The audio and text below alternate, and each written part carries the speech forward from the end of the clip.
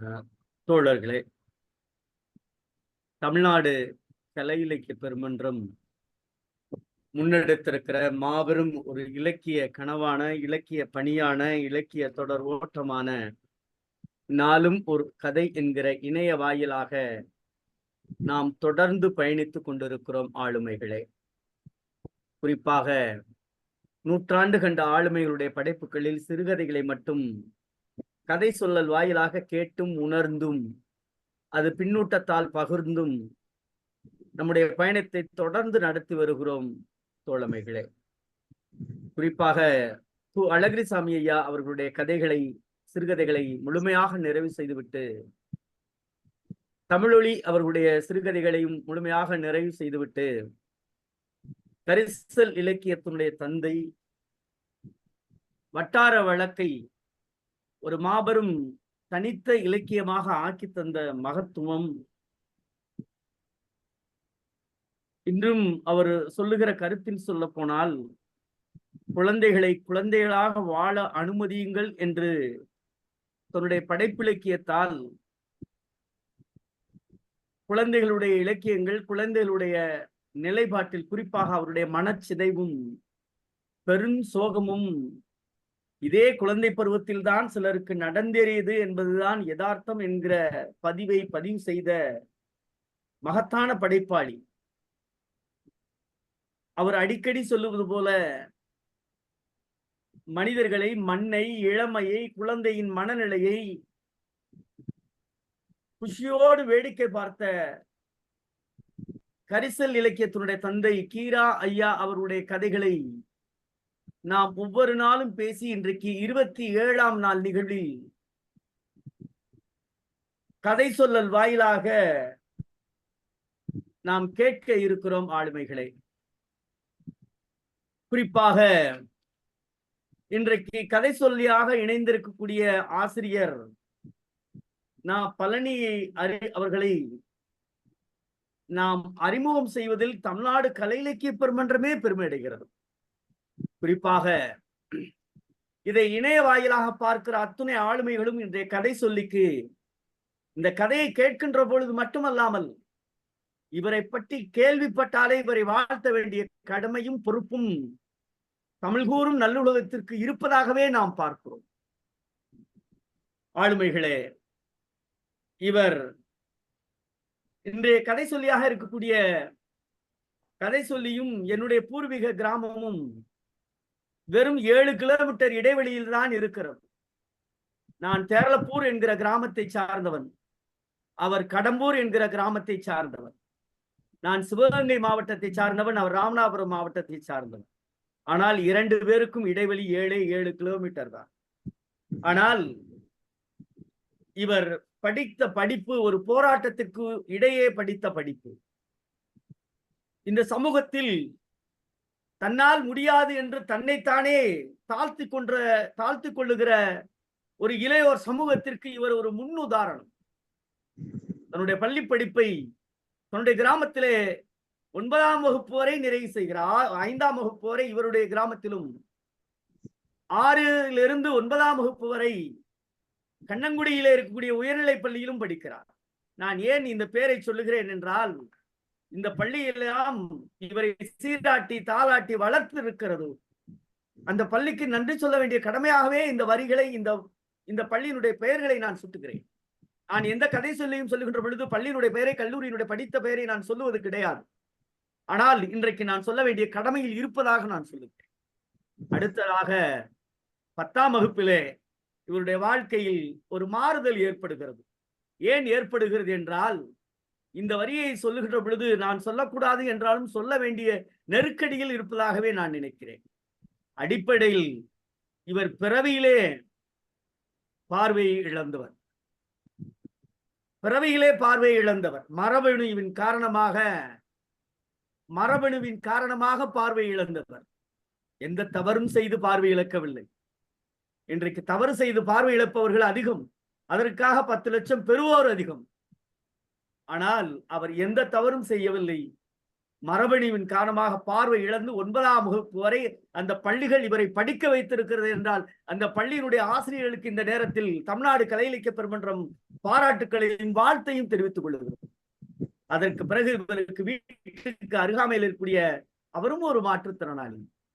அவர் வாயிலாக கேட்டு, அவரும் பார்வையற்றவர், இவர் கேட்டு இவர் மதுரையிலே அங்க இருக்கக்கூடிய பள்ளியில் படிக்கிறார். படித்த பிறகு இவருடைய இளங்கலை பட்டப்படிப்பு BA இங்கிலீஷ், ஆங்கிலம். எனக்கு ஆச்சரியம் அதான். பார்வை நல்லா இருக்கவங்க கூட BA இங்கிலீஷ் பாடுறான்னா பயந்து ஓடுறான், பயப்படுறான். கல்லூரிக்கு வரும்போது BA இங்கிலீஷ், ஐயோ வேணாம், இங்கிலீஷ் பேப்பர் இல்லாத படிப்பு ஏதாவது இருக்கா, டிகிரி இருக்கா கேட்கிறாங்க. மொழி என்பது தாய்மொழியை நாம் நேசிக்கிறோம், சுவாசிக்கிறோம். பிற மொழியை கற்றுள்ளதில் ஒரு தயக்கமும் கூடாது என்பதையும் நாம் அறிகின்றோம். குறிப்பாக ஆங்கிலம் தெரிந்தால் உலகத்தினுடைய பரவலாக்கத்தோடு நம்மை இணைத்துக் கொள்ளலாம். அப்படி மயிலாப்பூரில் இருக்கக்கூடிய விவேகானந்தர் கல்லூரியில் அவர் படிக்கிறார் BA ஆங்கிலம். அடுத்ததாக கோவையில இருக்கக்கூடிய ராமகிருஷ்ணா மிஷன்ல B.Ed படிப்பை நிறைவு செய்கிறார். முதுகலை ஆங்கில கல்வி எங்கே படிக்கிறார் என்றால் பெருமைமிகு மதுரை தியாகராஜர் கல்லூரியிலே அவர் படிக்கின்றார். 2013-14 அவர் படிக்கின்ற பொழுதே B.Ed தேர்வுக்கான அந்த அரசு தேர்வை எழுதுகிறார். 2 பிரிவின் கீழ் எழுதுகிறார். ஒன்று மாற்றுத்திறனாளிக்கான பிரிவு, மற்றொன்று பொது பிரிவுக்கான பிரிவில் அவர் பங்கேற்கிறார். அவர் பங்கேற்ற பிரிவில் மாநில அளவில் 14வது இடம் பிடித்த ஒரு மகத்தான வாசிப்பாளன், சுவாசிப்பாளன். உண்மையிலே ரொம்ப மகிழ்ச்சியாக இருக்கிறது. தன்னுடைய படிப்பை படிக்கின்ற காலத்தில் 2014 இவர் எடுத்த தரவரிசை பட்டியலை பார்த்த அரசாங்கம் இவர் கிராமத்திற்கு பக்கத்தில் இருக்கக்கூடிய எங்கள் ஊருக்கு அருகாமையிலே அடுத்ததாக இருக்கக்கூடிய அனுமந்தக்குடியில் இவர் ஆங்கிலத்துறையுடைய PT அசிஸ்டண்டாக பணியில் சேர்க்கிறார். தற்பொழுது பணி உயர்வு பெற்று என் அண்ணன் பூமதி அவர்கள் கலை இலக்கிய பெருமன்றம் நடத்துகிற காரைக்குடி கலை இலக்கிய பெருமன்றத்திற்கு அருகாமையில் இருக்கக்கூடிய சித்துவேல் என்கிற ஊரிலே அமைந்திருக்கிற அரசு உயர்நிலை பள்ளியில் ஆங்கில ஆசிரியராக தற்பொழுது பணியாற்றி சென்ற வருடம் பணி மாறுதல் பெற்று வந்திருக்கிறார். இது ஒரு கூடுதலான சிறப்பு. இவர் காரைக்குடி கிளையினுடைய உறுப்பினர், நம்முடைய தமிழ்நாடு கலை இலக்கிய பெருமன்றத்தினுடைய உறுப்பினர், அருமை ஆசிரியர் பழனி அவர்கள். அவரிடம் நாம் பேசிய பொழுது கேட்டோம், உங்களுக்கு எப்படி ஆங்கில இலக்கியத்தில் இருந்த உங்களுக்கு எப்படி தமிழிலே மொழி ஆர்வம் ஏற்பட்டது, இலக்கிய வாசிப்பும் நேசிப்பும் சுவாசிப்பும் எப்படி ஏற்பட்டது என்று கேட்ட பொழுது அவர் சொன்னார், மதுரையில் படிக்கின்ற பொழுது சந்திரசேகர் என்கிற ஆசிரியரை, அவர் பேராசிரியரா என்னன்னு தெரியல, ஆசிரியர் என்று சொன்னார். ஆசிரியர் தன்னுடைய சம்பாத்தியத்தில் கிட்டத்தட்ட 10 லட்சத்திற்கு மேல் புத்தகங்களை வாங்கி மாணவர்களை படிக்க செய்திருக்கிறார். இந்த நேரத்தில் ஒருவேளை அந்த ஆசிரியர் மதுரையில் இருந்து அவருடைய நண்பர்கள் ஆசிரியர்கள் கேட்பார்களால் அவர்களுக்கும் ஒரு வாழ்த்தை தெரிவித்துக் கொள்வோம். அவர் வாசிக்க வைத்திருக்கிறார் இலக்கியங்களை, தமிழ் இலக்கியங்களை வாசிக்க வைத்திருக்கிறார். அந்த வாசிப்பு இவரை தொடர்ந்து ஜெயமோகனை தொடங்கி தொடர்ந்து வாசிக்க ஆரம்பித்த இந்த மகத்தான மனிதன் இன்றைக்கு நல்ல வாசிப்பாளராக இருக்கிறார். நான் கேட்டேன், எப்படிங்க இவ்வளவு புத்தகம் படிப்பீங்க? இன்னைக்கு தொழில்நுட்பம் வந்துருச்சுங்க, எழுத்து வடிவத்தை வரி வடிவத்தை ஒளி வடிவமாக கேட்கிற அந்த தொழில்நுட்பம் வந்து விட்டது. அதனால் நான் அது தொடர்பான தொழில்நுட்பத்தின் அடிப்படையின் கீழ் நான் பல்வேறு புத்தகங்களை நான் தொடர்ந்து படித்தும் வாசித்தும் வருகிறேன் என்று சொன்னார். அப்படிப்பட்ட ஆசிரியர் நம்முடைய நடராஜன் பழனி என்கிற ஆசிரியர். இந்த நேரத்தில் அவருடைய பெற்றோருக்கும் நாம் நன்றி சொல்ல வேண்டிய கடமையோடு பார்க்கிறோம். அப்படிப்பட்ட பிள்ளையை, ஒரு அறிவார்ந்த பிள்ளையை இந்த தமிழ் சமூகத்திற்கு தந்திருக்கிறீர்கள். அப்படிப்பட்ட ஆசிரியர் நான் இடையில் நான் சொல்ல வேண்டும் என்பதற்காக பார்வை இழந்தவர் என்று சொன்னேனே தவிர அவர் சிந்தனையால் பார்வை இழக்கவில்லை, அறிவால் பார்வை அறிவால் அவர் மிகப்பெரிய கண் திறந்தவர், சிந்தனையால் மிகப்பெரிய கண் திறந்தவர் நம்முடைய ஆசிரியர், ஆங்கில ஆசிரியர் பழனி என்பார். இன்றைக்கு நம்முடைய கீரா ஐயா அவர்களுடைய கதையான குரு பூஜை என்கிற கதையை சொல்ல வருமாறு தமிழ்நாடு கலை இலக்கிய பெருமன்றத்தின் சார்பாக தோழமையோடு அழைக்கின்றேன். நம்முடைய பெருமன்ற உறுப்பினர் பழனி அவர்களை வருக, கதை தருக. நன்றி ஐயா. வரையறுக்கப்பட்ட வார்த்தைகளால் வரையறுக்கப்படாத அல்லது வரையறுக்கவே முடியாத தமிழின் பெருமையும் தமிழின் இலக்கியத்தையும் பெரும் மகிழ்வோடு நான் மனதில் கொண்டுள்ளதால் என் தாய் தமிழ் முதல் வணக்கத்தை அதுக்கு தெரிவித்துக் கொள்கிறேன். அடுத்ததாக மிக சீரிய ஒரு வேலைப்பாடுகளோடு இந்த தினமொரு கதை, நாள்தோறும் ஒரு கதை என்ற வேலைப்பாட்டில் ஈடுபட்டு கொண்டிருக்கக்கூடிய நமது தமிழ்நாடு கலை இலக்கிய மாமன்றத்தின் பொதுச் செயலாளர், செயலர் மற்றும் ஏனைய பெருமைமிகு போற்றுதலுக்குரிய உறுப்பினர்கள், உங்கள் அனைவருக்கும் எனது வணக்கம். இந்த நேரத்தில் நான் நன்றி கூற விரும்புவது 2 பெரும் ஒரு கதாபாத்திரங்கள். அவர்கள் இருவருமே நமது தமிழ்நாடு கலை இலக்கிய மன்றத்தினுடைய உறுப்பினர்களாக இருக்கிறார்கள். ஒன்று எனது பள்ளியில் பணிபுரியக்கூடிய சக தமிழாசிரியை திரு முருகேஸ்வரி அம்மா அவர்கள், மற்றொன்று ஐயா பூபதி ஐயா அவர்கள். இருவரும் எனக்கு மிகவும் ஊக்கமூட்டிகளாக இருக்கிறார்கள். இது போன்று பல பேர் காரைக்குடி கலை இலக்கிய மன்றத்தில் என்னுடன் பேசும்போதும் என்னை ஊக்கப்படுத்துவதும் நிறைய நிகழ்வுகள் ஏற்படுகின்றன. ஆகவே அனைவருக்கும் நன்றி. தினமொரு கதை கரிசல் மண்ணின் மிகப்பெரிய ஒரு ஆளுமையாக கதைகளை படைத்த ஹீரா அவர்களின் ஒரு கதை குருபூசை. இந்த கதையை தான் நான் இன்று கூறவிருக்கிறேன். கதைக்குள் செல்லலாம். எல்லோரும் குருபூசை கொடுக்குறாங்க. அட, நாமும் கொடுத்தால் என்ன, கொடுக்கதான் முடியுமோ என்று மலைத்தாள் சிவகாமி ஆட்சி. திருவிழா வந்துட்டா போதும், மலைக்கோயில் முருகன் சாமி கோயிலை சுத்தி ஒரே சாப்பாடுதான், குருபூசை சாப்பாடா நடக்கும். அங்க உள்ள பண்டாரம் பரதேசிகளுக்கு ஒரே கொண்டாட்டமும் திண்டாட்டமும் தான். அந்த குருபூசை சாப்பாடே தனி ஒரு ருசி. சிவகாமி ஆட்சியும் சின்ன பிள்ளையா இருக்கும் போது அதை சாப்பிட்டு இருக்கா. குரு பூஜையில பண்டாரம் பரதேசிகளுக்கு தான் முதல் முன்னுரிமை. அவர்கள் திண்டா போதும், திண்டு விட்டு ஓடி ஒளிஞ்சா போதும்னு ஓடி ஒளிஞ்சுக்கிடுவாங்க. நேர்த்தி கடன் வச்ச அனைவரும் அவங்கள போய் சாமி வாங்க வாங்க சாமி என்று காலில் விழுந்து கும்பிடணும். கும்பிட்டாதான் பண்டாரம் பரதேசிகள் வந்து சாப்பாடு சாப்பிட உட்காருவாங்க. அப்படி ஒரு முறை சிவகாமி ஆட்சியுடைய தாத்தா அவர்கள் ஒரு 108 பேருக்கு சாப்பாடு போட்டுதான் நேர்ந்துகிட்டார். ஆனால் அவரோட வசதி படைத்த காரணமாக ஒரு 300 பேருக்கு சாப்பாடு ரெடி பண்ணி அனைவருக்கும் அங்கு தயாரானது. அன்றைய நாளில் நடந்த ஒரு நிகழ்வு சிவகாமி ஆட்சியால் இன்றும் மறக்க முடியாது. அது வியப்பிற்குரியதா அவளுக்கு இருந்தது. அப்பொழுது சிவகாமி ஆட்சிக்கு 9 அல்லது 10 வயது தான் இருக்கும், சின்ன பிள்ளை. அந்த கோவிலில் உள்ள கல் மண்டபத்தின் வலுவழுப்பான கல் தூண்களை கட்டி அரவணைத்தபடி சிவகாமி ஆட்சி ஒவ்வொரு தூண்களாக விளையாடி சென்றாள். அப்பொழுது அங்கு ஒரு கண்ட நிகழ்வு, அந்த காட்சி மிகவும் வியப்புக்குரியதாக அவளுக்கு இருந்தது. அதாவது ஒரு கிழவி அம்மாள் அங்கு வருகிறாள். அங்கு பல பரதேசிகள் படுத்து கிடக்கின்றனர். அதில் காவி வேட்டி அணிந்த ஒரு பரதேசியின் காமாட்டில் நின்று அந்த கிழவி அம்மாள், எழுந்திருங்க சாமி, எழுந்திருங்க, இந்த ஏழை கொண்டு வந்த சாப்பாடை சாப்பிட எந்திரிங்க, எந்திரிச்சு வாங்க சாமி வாங்க அப்படின்னு கூப்பிடுறான். இந்த கிழவி அம்மாள் எவ்வளவோ கூப்பிட்டும் அந்த காவி வேட்டை அணிந்த பரதேசி அசைய கூட இல்லை. அவனோ உண்ட மயக்கத்தில் மல்லாக்க படுத்துக்கிட்டு சிவனேன்னு பக்கத்துல ஒரு மொட்டை பரதேசி, அவருக்கு பக்கத்துல ஒரு வயதான ஒரு பரதேசி ஏதோ ஒன்றை கையில வச்சுக்கிட்டு ஒரு சொட்டு நீரை விட்டு எதையோ ஒன்றை உருட்டி கொண்டே இருக்கிறான். இந்த கிழவியம்மா வருத்தத்துடன் தன் கைகள் 2ஐயும் கட்டிக்கிட்டு என்ன செய்யறதுன்னு தெரியாம இப்படியே நிக்குது.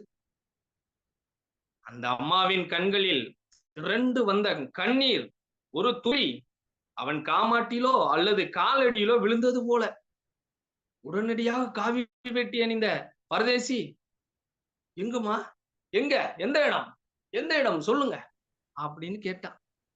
உடனே மலமுகர்ந்த வருத்தம் நீங்கி மகிழ்ச்சி அடைந்த அந்த கிழவி அம்மாள், அதோ அந்த வேப்ப மரம் அங்கதான், சரியம்மா நீங்க போங்க நான் வர்றேன் என்று சொல்ல கிழவி அம்மாள் சரி என்று சிறிது தூரம் நடந்து போனார். அப்பொழுது அந்த காவி வேட்டி அணிந்த பரதேசி திடீரென தன் வாய்க்குள் விரல்களை விட்டு கொடவென்று ஒரு குடம் அளவுக்கு வாந்தி எடுத்தான்.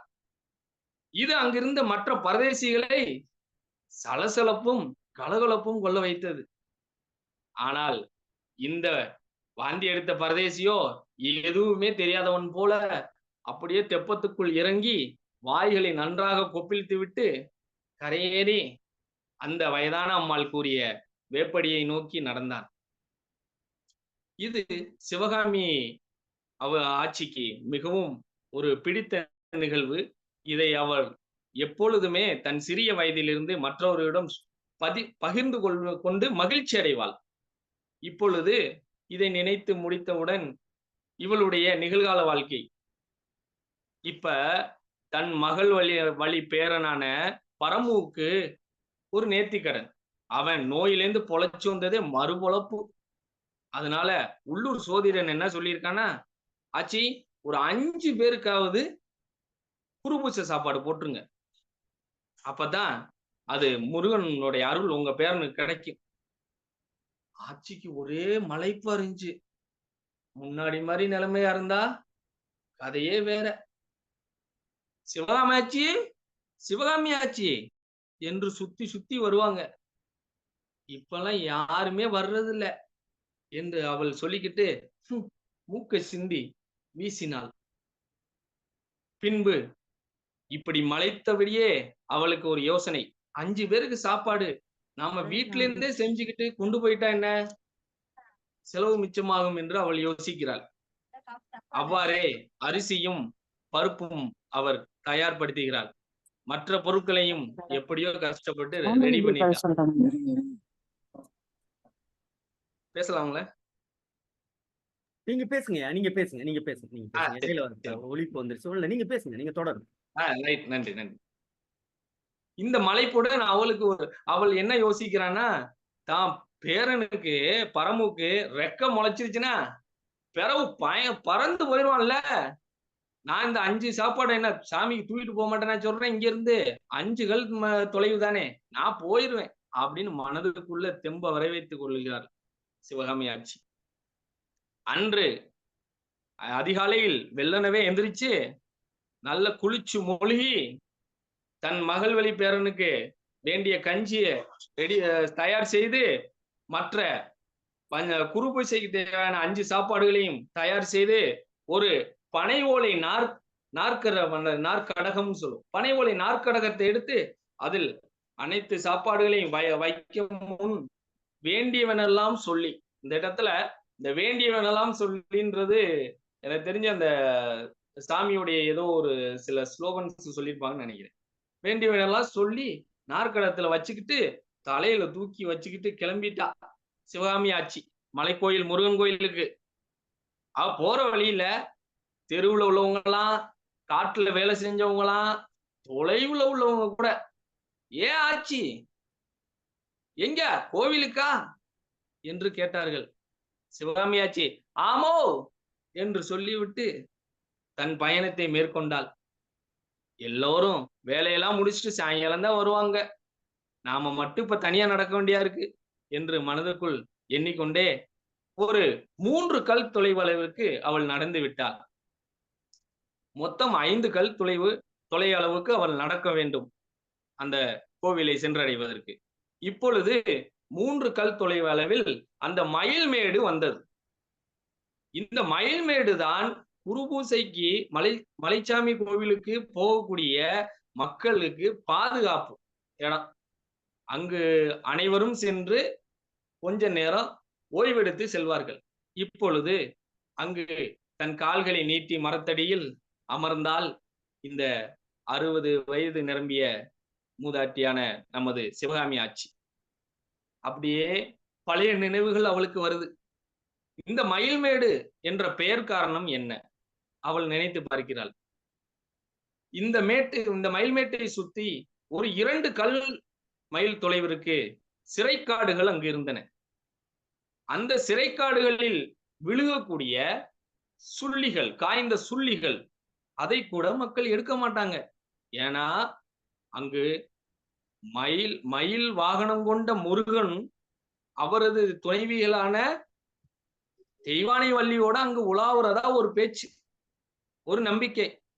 இந்த காடு முழுவதும், இந்த மயில்மேடு முழுவதுமே முருகன் கோவில் தேவஸ்தானத்துக்கு சொந்தமான இடம். அதனால யாரும் இங்க இருந்து எதையும் எடுக்கிறது இல்ல. மயில் இறகுகளும் மயிலும் மட்டுமே குமிஞ்சு கிடக்கும் இந்த காட்டுல. ஆனா பின்னாக்கு பஞ்சம்னு ஒண்ணு வந்துச்சு. அந்த பின்னாக்கு பஞ்சம் இந்த சிறைக்காட்டை தின்னுட்டு போயிடுச்சு. அது என்னன்னு பாத்தீங்கன்னா, பஞ்சம் கரிசல் காட்டுக்கு வந்தால் எழுத்தாளர் இந்த இடத்துல சொல்றாரு, பஞ்சம் கரிசல் காட்டுக்கு வந்தா, கரிசல் மண்ணுக்கு வந்தா மட்டும் அதுக்கு என்னமோ அவ்வளவு காதல். ஒரு வருஷத்தோட போறது இல்ல, அங்கேயே அதோட இருந்துரும். இந்த மேகக்கூட்டங்கள் அதுக்கு என்ன வெறுப்புனே தெரியல, கரிசல் மண்ணாலே ஓடியே போயிரும் என்று எழுத்தாளர் கூறுறாரு. இதனை தொடர்ந்து அவள் நினைத்து பார்க்கிறாள், இந்த பஞ்சத்தால மக்கள் என்ன பண்ணாங்கன்னா, இந்த காஞ்சு போன சுள்ளிகளை முதல்ல பிறக்கி எடுத்து கட்டுகளாக கொண்டு பக்கத்து டவுன்ல 3/4 ரூபாய்க்கு வித்துட்டு அந்த காசுல பின்னாக்க வாங்கிட்டு வந்து நைட்டு சாப்பிட்டுட்டு குடும்பத்தோட தண்ணியை குடிச்சிட்டு படுப்பாங்க. படுக்கும்போது அப்பா முருகா இன்னைக்கு படியை அளந்துட்டாப்பா என்று சொல்லி உறங்குவார்கள்.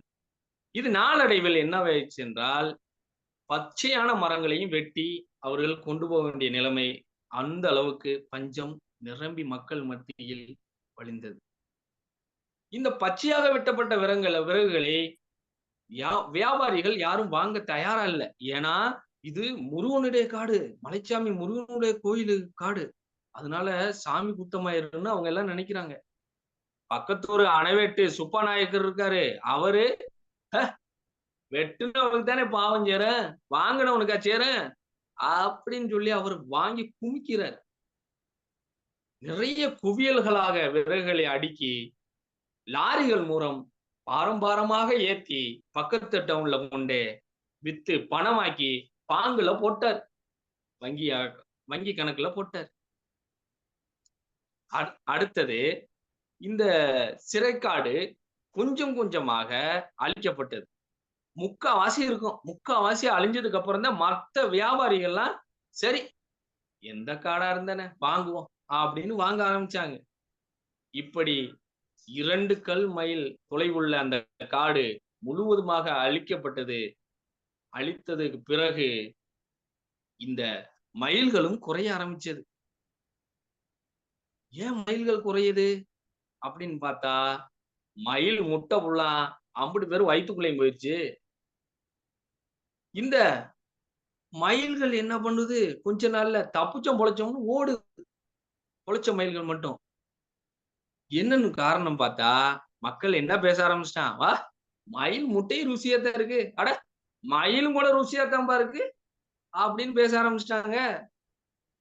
அப்படி முழுவதுமாக சிறைக்காடு மயில், அந்த மயில் இனம் முழுவதும் அழிக்கப்பட்டது. இன்று அந்த மயில் மேடு மட்டும்தான் இருக்குதுன்னு தன்னுடைய நினைவுகள்ல சிவகாமி ஆட்சி கொண்டு வர்றார். மற்றும் ஒரு நினைவு, இந்த முருக பக்தரான அணைவெட்டி சுப்பாநாயக்கர் இருக்காருல்ல, அவரு தன் கால் முட்டியில மயில் எண்ணெயை வச்சு தேய்ச்சிக்கிட்டு இருந்த ஒரு பண்டிதரை உட்கார வச்சுக்கிட்டு சுப்பாநாயக்கர் பேசுறாரு, அட இந்த பயலுல பாத்தீங்களா, இந்த சிறைக்காட்டையில அழிச்சிட்டாங்க, மயிலெல்லாம் திணிக்கிறாங்களே, இது கேடு காலம் இல்லையா, என்ன பண்டிதரே என்று அவர் கேட்க, பண்டிதர் தன் முட்டியில் மயில் எண்ணெயை தேய்த்து கொண்டே, ஆமா மயில்கள் இல்லைன்னா மயில் எண்ணெய் எங்கே வரும் என்று தன் மனசுக்குள் அவர் பேசிக் கொள்கிறார். இதோடு சிவகாமி ஆட்சி தன்னுடைய நினைவுகளை முடித்துக்கொண்டு நிகழ்காலத்துக்கு வந்து, அங்கு மயில்மேட்டு கசத்தில் உள்ள குளம், கசத்தில் உள்ள நீரை அருந்தினால் ஒருவேளை சாப்பிட்டதுக்கு சமமாகும், அவ்வளவு ருசி என்று சொல்லி அந்த குளத்திற்குள் கசத்திற்குள் இறங்குகிறாள். இறங்கி தண்ணீரை அள்ளி அள்ளி பருகுகிறாள். பருகியவுடன் அவள் சொல்கிறாள், ஆடா முருகா தேங்காய் பால் மருல இருக்கு, இதுதான் மயில்மேட்டுடைய கசம் என்று சொல்லிவிட்டு அவள் அங்கிருந்து இறக்கி வைக்கப்பட்ட நாற்கடகத்தை தூக்கி தலையில் வைத்துக்கொண்டு நடந்து செல்கிறாள். போகும் வழியெல்லாம் மரங்களில் கீழ் ஆங்காங்கே கூட்டம், மக்கள் கூட்டம். திருவிழா களை கட்டுது. மாடுகள் மாட்டு வண்டியிலிருந்து அவிழ்த்து விடப்பட்டு மேய்ச்சலுக்கு போயிருந்தன. குழந்தைகள் குதூகலமாக இருந்தன. பெண்கள் அங்குள்ள தெப்பத்தில் குளித்துவிட்டு தங்கள் முடியை உலர்த்தி கொண்டு சேலைகளின் ஒரு நுனியை ஏதோ ஒரு செடியில் கட்டிவிட்டு மறு நுனியை தங்கள் உடம்பில் ஒரு சுற்று மட்டும் சுற்றிவிட்டு உலர்த்தி கொண்டிருந்தார்கள். இந்த காட்சியெல்லாம் சிவகாமி ஆட்சி கண்டுகொண்டே போனார். மலைக்கோயில் மலை தெரிஞ்சதும் போதும் சிவகாமி ஆட்சி முருகா என்று கத்தினாள். அப்படியே கோவில் அருகே செல்கிறாள். அங்கு ஒரு பசுவுக்கு பூஜை நடக்கிறது, தான பூஜை. சிவகாமி ஆட்சி அந்த பசுவை பார்த்து அப்படியே வியந்து போய் நிற்கிறாள். எவ்வளவு அற்புதமான பசு, எவ்வளவு அழகான பசு. இது கார பசுல, காரம் பசு எப்படி போனாலும் ஒரு 3000 ரூபாய்க்கு மேல இருக்குமே. இப்ப யாரு தானம் பண்றது என்று மனதுக்குள் வினாவிக் கொண்டாள். அங்கு அருகாமையில் இருந்த ஒருவர் இவளுடைய இந்த வினாவிற்கு பதிலை, மா இது சுத்தமான காரப்பசு, எப்படியும் 5000 ரூபாய்க்கு குறையாது என்றார். இதை கேட்டதும் சிவகாமி ஆட்சிக்கு மனசுக்குள் ரொம்ப ஒரு வியப்பா இருந்துச்சு. யார் இது, யார் கொடுக்கிறா தானம் என்று. அப்ப கோதாண்ட பூஜைகள் நடந்து கொண்டிருந்தன. அங்கு பார்த்தால் விநாயகம் வருகிறான். அட நம்ம விநாயகம்ல, விநாயகம் இங்க என்ன செய்யற? ஆச்சி, நான் தான் பசு மாடை தானம் கொடுக்க வந்திருக்கேன். ஏன் விநாயகம், இது வாங்குறதுக்கு எப்படி இருந்து உன்கிட்ட காசு இருக்கு? நம்ம ஜென்மத்துக்கும் வாங்க முடியாதுல்ல என்று ஆட்சி கேட்க, விநாயகம், அட போங்க ஆச்சி, 50 ரூபாய் தான் செலவு. என்ன சொல்ற? ஆமா, 50 ரூபாயில பூசாரிக்கு 40 ரூபா, 10 ரூபா தரகு இருக்கு. அந்த 10 ரூபா வாங்கின தரகர் என்ன பண்றாருன்னா, இந்த மாடு பூசாரி வீட்டுல நிக்கும். அங்க இருந்து புடிச்சிட்டு வந்துருவாரு. இங்க பூசை முடிஞ்சோடனே இந்த மாட்டோட கையோட புடிச்சு பூசாரிட்ட நம்ம ஒப்படைக்கணும். நம்ம ஒப்படைக்கிற மாடி தானம் பண்ற மாதிரி அப்படி ஒப்படைச்சிட்டா போதும். சில்லறை செலவுலாம் சேர்த்தா ஒரு 60 ரூபா தான் ஆட்சி வரும் என்றான். சிவகாமி ஆட்சி, இது சரியா படலையே, இது தப்பு இல்லையா அப்படின்னு மனசுக்குள் நினைத்துக் கொள்கிறார். தான் என்ன கொண்டு வந்துள்ளேன், எதற்காக கொண்டு வந்துள்ளேன் என்று இவள் அவனிடம் கூறுவதற்குள் விநாயகம் ஏதோ ஒரு அவசர வேலையாக, ஆச்சி நான் செல்லணும், நான் போயிட்டு வரேன் அப்படின்னு கிளம்பிட்டான். ஆனால் அவன் போகும்போதே அவன் மனதில் மிகுந்த மகிழ்ச்சியோடு செல்கிறான். என்னவென்றால், அப்பா நம்ம தானம் பண்ணத உள்ளூர்கார ஆட்சி ஒரு ஆள் பார்த்துருச்சு, நம்ம பசு தானம் பண்ணது நிறைவடைஞ்சிருச்சு என்று அவன் போகிறான். சிறிது நேரம் கழித்து சிவகாமி ஆட்சி வசந்த மண்டபத்தை அடைகிறாள். அங்கு தெரிந்த கடையில் தன்னுடைய நாற்கடகத்தை இறக்கி வைக்கிறாள். வைத்துவிட்டு தெப்பத்தில் இறங்கி நீர் தெளித்துவிட்டு மலைசாமி கோயில் தேவஸ்தான ஆபீஸுக்கு போய் 2 டிக்கெட் கொடுங்க, ஒண்ணு பரம்பு பேருக்கு, இன்னொன்னு தேங்காய் உடைக்க என்று வாங்குகிறாள். வாங்கி கோவிலுக்குள் செல்கிறாள். சென்று சாமியை தரிசனம் செய்கிறாள். பூஜைகள் முடிந்தவுடன் பூசாரி திரும்பி நின்று கொள்கிறார்.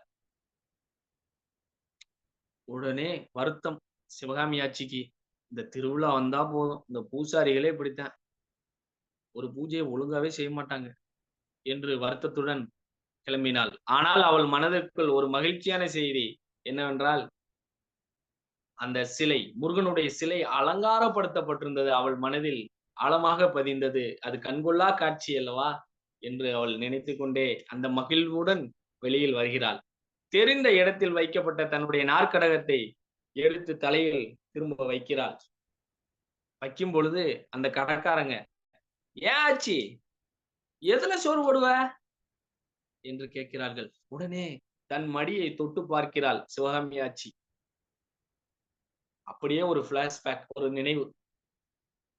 முன்பெல்லாம் இந்த கல் தச்சர்கள் நல்ல மலை கோயிலை சுத்தி எல்லா கல்லுலையுமே திருவோட்டு பள்ளம் தோண்டி வச்சிருப்பாங்க.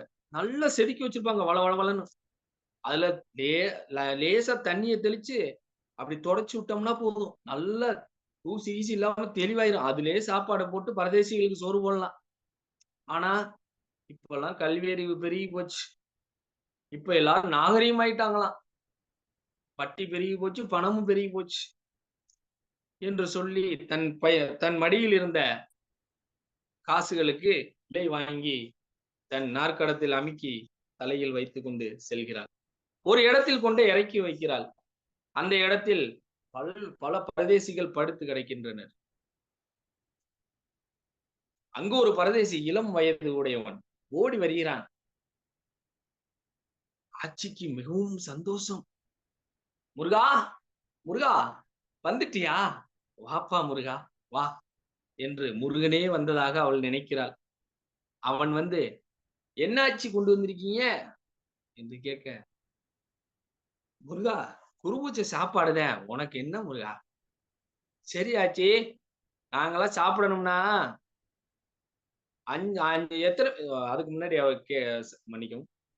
அந்த இளம் பரதேசி கேட்பார், எத்தனை பேருக்கு கொண்டு வந்திருக்கீங்க? ஆட்சிக்கு தொண்டை அடைக்கும். 5 பேருக்குன்னு சொன்னா என்ன நினைப்பான்னு தெரியலையே என்று நினைப்பாள். இருந்தாலும் 5 அப்படின்னு சொன்ன உடனே அந்த இளம் பரதேசி 5 பேர் என்றால் 5 ஒரு ஆளுக்கு 5 ரூபா, 25 ரூபா கொடுக்கணும் ஆச்சி, கொடுத்தா சாப்பிடுறோம் அப்படின்னு அந்த இளம் பரதேசி சொல்ல, சிவகாமி ஆச்சி, முருகா, போ முருகா, உனக்கு எப்பவுமே இந்த ஏழைகளோட விளையாடுறதுதான் உனக்கு விளையாட்டா போச்சு. உனக்கு எங்களோட விளையாடுறது ரொம்ப பிரியம் அப்படின்னு சொல்லிக்கிட்டே சிவகாமி ஆச்சி நாற்கடகத்தில் இருந்த இலையை எடுத்து சோறு போடுறான். போட்டுட்டு திரும்பி பார்த்தா அங்க இருந்த பரதேசி எல்லாம் அப்படியே முழிச்சுக்கிட்டு இருக்காங்க. சிவகாமி ஆச்சிக்கு ஒண்ணும் புரியல. தலைமை கொத்தன் போல் இருந்த ஒரு லீடர் மாதிரி, ஒரு கொத்தன், தலைமை கொத்தன் போல இருந்த ஒரு பரதேசி சிவகாமி ஆட்சியை பார்த்து, ஆச்சி 5 ரூபா கொடு, 5 இல்லைன்னா எடுத்துட்டு கிளம்பு என்று கூற, சிவகாமி ஆட்சிக்கு இப்பதான் நினைவுல வந்துச்சு, வந்தது முருகன் அல்ல, சாதாரண பரதேசி என்று. ஆட்சிக்கு என்னவென்று செய்வது தெரியவில்லை. அவள் கெஞ்சினாள், அவர்கள் காலில் விழுந்து கும்பிட்டாள், சாப்பிடுங்க என்று கேட்டாள். சாப்பிடவே இல்லை. சற்று நேரத்தில் பனங்காட்டில் ஒரு பெரிய மழை பெய்வது போல் சலசலவென மக்கள் கூட்டம் ஒரு திசையை நோக்கி ஓடியது. அங்கு லாரி லாரியாக உணவு வந்து இறங்கின. பரதேசிகள் ஏதோ ஒரு ஒழுங்குக்கும் கட்டுப்பாடுக்கும் உட்பட்டோரு போல் வரிசையாக அமர்ந்தன. இலைகள் எடுத்து போடப்பட்டன. பரதேசிகள் உட்கார்ந்த இலைகள் போல் போக மீதமுள்ள இலைகளில் பார்வையிட வந்த மக்களும் கோவிலுக்கு தரிசிக்க வந்த மக்களும் அமர்ந்தன. ஒரு காரில் வந்து ஒரு வயதான ஒரு முதியவர் இறங்கினார். அவருக்கு ஒரு சாய்வு நாற்காலி எடுத்து கொண்டாந்து போடப்பட்டது. அது நல்ல நிலைமையில் இருக்கான்னு சரி செய்த பிறகு அந்த வயதானவர் உட்கார வைக்கப்பட்டார். ஆட்சி அப்படியே பார்க்கிறாள். யார் அது? அந்த வயதானவர் அணவெட்டு சுப்பாநாயக்கர்ல என்று அவளுக்கு நல்ல அடையாளம் தெரிஞ்சு. அணைவெட்டு சுப்பாநாயக்கர் தெய்வானை என்று ஒரு பெயரை கூப்பிட, அங்கு ஒரு அழகான மஞ்சள் நிற பொம்மை போல் ஒரு இளம் பெண் வந்து நிற்கிறாள். அணைவெட்டு சுப்பாநாயக்கருடைய பேத்தி. அவளிடம் தன் மடியில் இருந்த ஒரு 5 ரூபாய் கட்டு நோட்டுக்கட்டை தூக்கி கொடுக்கிறார் அணைவெட்டு சுப்பாநாயக்கர். அவரது பேத்தி அப்பளக்கட்டிலிருந்து ஒவ்வொரு அப்பளமாக எடுப்பது போல் ஒவ்வொரு 5 ரூபாயாக எடுத்து ஒவ்வொரு இலையிலும் பாதி தெரியும்படி சொருகிறாள். ஒவ்வொரு கட்டும் முடிய முடிய மற்ற கட்டுகள் கொடுக்கப்பட்டன. தொடர்ந்து பணக்கட்டுகள் கொடுக்கும்போது சுப்பாநாயக்கர் சொல்றாரு, நம்பரை பாத்துக்க, இது மற்றவர்களுக்கு புரியாது, ஆனால் தாத்தாவுக்கும் பேத்திக்கும் புரியும். சீரியல் நம்பர் மிஸ் ஆயிர போது, ஒரு நோட்டோ 2 நோட்டு ஒட்டிட்டு போயிட போகுது என்று கூறுகிறார். பணம் வைக்கப்பட்ட பிறகு அங்கு இன்னும் சில இலைகள் காலியாக இருந்தன. அப்பொழுது அந்த குடும்பம் மன்றாடி மற்றவர்களையும் உட்கார செய்தது. அனைவரும் சாப்பிட்டார்கள். அரிசி, சன்ன அரிசி. சிவாமிஜியை பார்க்கிறா. சன்ன அரிசி. அவ்வளவு சின்னமா இருக்கு. ஆனா ஆச்சி கொண்டாந்த அரிசி நல்ல பழுப்பு நிறமா இருக்கு. அவர் வசதிக்கு அவர் செய்றார் என்று ஆச்சி நினைத்துக் கொண்டாள். ஒரு குழந்தை ஆட்சியை பிடித்து, பட்டு பாவாடை அணிந்த ஒரு குழந்தை ஆட்சியை பிடித்து, ஆச்சி வாங்க உட்காருங்க சாப்பிடலாம் என்று இப்படி அண்ணாந்து பார்க்கிறாள். ஆச்சி அந்த குழந்தையினுடைய முட்டுவாயை பிடித்து இப்படி உருவி தன் பொக்க வாயில் வைத்து முத்தம் கொஞ்சுகிறாள். நீ போமா என்று வந்த வழியை நோக்கி அந்த குழந்தையை அனுப்புகிறாள் ஆச்சி.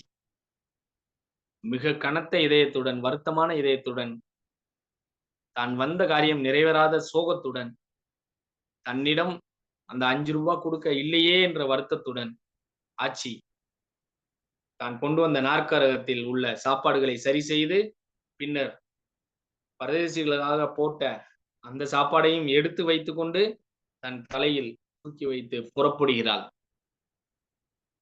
இதோட பெரியோர்களே கதை முடிகிறது.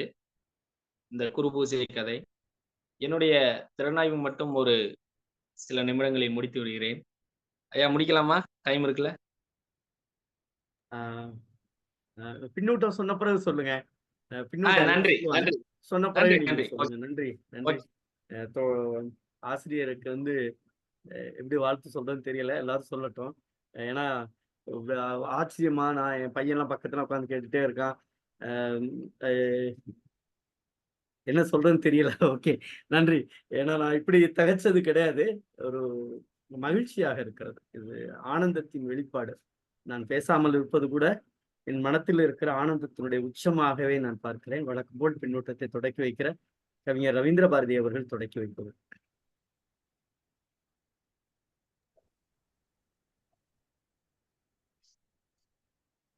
எல்லோருக்கும் என்னுடைய அன்பு வணக்கம். இன்று ஒரு நல்ல கதையை பழனி அவர்கள் அருமையாக சொல்லியிருக்கிறார்கள். அவர் ஒரு பார்வை இழந்த மாற்றுத்திறனாளி போலவே தெரியவில்லை. நல்ல இளைஞர். நல்ல நம்ம பார்த்து நம்ம கண்ணார பார்த்து பேசுற மாதிரி தான் இது அழகா இருந்தது. அந்த குறையெல்லாம் அவர் கதை சொல்லும்போது நமக்கு தோன்றவே இல்லை. அவருக்கு என்னுடைய அன்பான வாழ்த்துக்கள். நல்லா சொன்னார், அருமையா சொன்னார். கதையை விடாம முழுசும் சொல்லி முடிச்சாரு. இந்த பக்தி ஆன்மீகம் என்ற இந்த உலகம் நம்ம நடைமுறை உலகத்தில் உள்ள என்னென்ன வணிக நோக்கங்கள் இருக்கோ, என்னென்ன வணிகமயம் இருக்குதோ, அது அத்தனையும் இந்த மோசடி இந்த பக்தி இயக்கத்திலையும் இருக்கு. நேர்த்தி கடன் செய்ய வர்றாங்க. அந்த குரு பூசை மலைச்சாமி முருகன் கோயில்ல தான் அந்த குரு பூசை நடக்குது. அது ரொம்ப மக்கள் மொழியில கீரா சொல்லிட்டு வருது. குரு பூசையில தனி ருசி வருது, அந்த சாப்பாடு தனி ருசி வருது. சிவாமி ஆட்சி அவளுக்கு தன்னுடைய மகள் வழி பேரன் பரமுவுக்கு நேர்த்திக்கடன் செய்வதற்காக அவருடைய வறுமை நிலையை அறிஞ்சுதான் அந்த உள்ளூர் ஜோதிடக்காரரு சொல்றாரு. அவருக்கு ஒரு ஏதோ இறக்க உணவு இருக்கும் போலகுது. ஒரு 5 பேருக்கு சாப்பாடு போடுமான்னு. இந்த சாமி பண்டாரங்க சாப்பாட்டுக்கு அலையக்கூடிய பண்டாரங்க பரதேசிய 5 ரூபாய் கொடுத்தா சாப்பிடறேன்னு கிராக்கி பண்றான். அது மட்டும் இல்லாம அந்த பக்கத்து ஊருக்காரரு அவர் ஒரு பசுமாடு காராம்பசு தானம் கொடுக்குறாரு. யாருக்கு? பிராமணர்களுக்கு காராம்பசு தானம் கொடுத்தா நமக்கு நல்லது நடக்கணும்னு ஒரு நம்பிக்கை. அத ஒரு ஃப்ராடு பாருங்க. 50 ரூபாய் கொடுத்து ஐயரே வச்சுக்கிறாரு அந்த மாட்டை. எங்க ஊர்ல என்ன பண்ணுவாங்கன்னா, கிடாய் வெட்டுறன்னு சாமி கிட்ட கும்பிடுவாங்க. கிடாய் வெட்டுறதுக்கு வசதி இருக்காது. 2 கிடாய்க்கு எத்தனை கால் இருக்கு? 4 கால் இருக்கு. அப்ப சாமி எப்படி ஏமாத்தோம்னா, 2 கோழி அறுத்துட்டா 4 கால் ஆயிடுதா இல்லையா? ஆட்டுக்கு எத்தனை காலு? 4 காலு. 2 கோழி அறுத்தா 4 கால் சரியா போச்சு. சாமியே நம்மள ஏமாத்துறான் பாருங்க. அந்த மாதிரி இவன் என்ன பண்றான், ஐயர் விட்ட மாட்டையே அவருக்கு 10 ரூபா கழிவு கமிஷன், அவருக்கு 10, மொத்த செலவு 60 ரூபாய் சில்லற செலவாகுது. இவன் நினைக்கிறான், டேய் அப்பா இந்த காரா பஸ் என்ன விலையா இருக்கும், ஒரு 3000 இருக்குமா? பக்கத்துல இவருக்கு யாராவது என்ன வேலை இருக்குன்னு, 5000 கூட இந்த இவ்வளவு அழகான காராம் பஸ் வாங்க முடியாது ஆச்சி, வாங்க முடியாது. அப்புறம் தான் சொல்றாரு அந்த பக்கத்து ஊருக்காரரு, தூரத்து உறவினரும் கூட. அல்ல ஆட்சி வந்தீங்களா, அது ஏமா கேக்குற, 60 ரூபாய் இருந்தா இதுல முடிச்சிடலான்னு. அப்போ பக்தி உண்மையான பக்தி இல்ல. ஆனா உண்மையான பக்தி சிவாமி ஆட்சி தான் உண்மையான பக்தியோட வரா. உண்மையான நேர்த்திக்கரனோட வர்றவன் தான். அவளுக்கு அங்க இடம் இல்லை. இந்த அனாவட்டி நாய்க்கர் இருக்கிறாரு, அவரு அனாவுக்கு வட்டி வாங்குற ஆள் அவரு.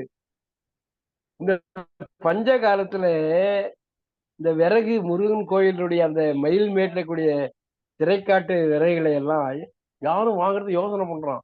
கோயில் விறகு வாங்கினா நமக்கு ஏதாவது பாதிக்குமோ என்று நினைக்கிற காலத்துல துணிஞ்சு வாங்குறாரு அனாவட்டி நாய்க்கர். வாங்கி அம்பாரமாவும் குவியுது அந்த விறகு. அதை விலைக்கு விற்று நோட்டு நோட்டா அடுக்கிறார், பெரிய முதலாளி ஆயிடுறார். அதனாலதான் லாரியில சாப்பாடு கொண்டு வந்து கத்தையே 5 ரூபாயை கொடுத்து பாடி பரதேசிகளுக்கு, இந்த பண்டாரம் பரதேசிகளுக்கு ரூபா நோட்டை கொடுத்து வைக்கிறார். அப்படின்னு சொன்னா இந்த பக்தி உலகத்தினுடைய அதனுடைய பொய்மையை, அதனுடைய புரட்டை, அதனுடைய ஏமாற்று உலகத்தை தோலுரிச்சு காட்டுறாரு குரு பூசை. என்னடா இவரு, நான் கூட நினைச்சேன் இதை படிக்கும் போது, குரு பூசை நினைக்கிறாரு, என்ன ஆன்மீகத்தில் ஒரு நாட்டம் வந்துருச்சா கீராவுக்கு என்று படித்து பார்த்தாலும் தெரிகிறது. அந்த பக்தி உலகத்துக்குள்ளும் எவ்வளவு போலித்தனம் இருக்கிறது, எவ்வளவு வஞ்சகம் இருக்கிறது, எவ்வளவு ஏமாற்று இருக்கிறது என்பதை மிக அழகாக அந்த மலையில வந்து சாப்பிடுறதுக்கு கல்லுல சாப்பிடுறதுக்கு புளி பறிச்சு அதெல்லாம் கூட இருக்காங்க, இலை இல்லாதவங்க.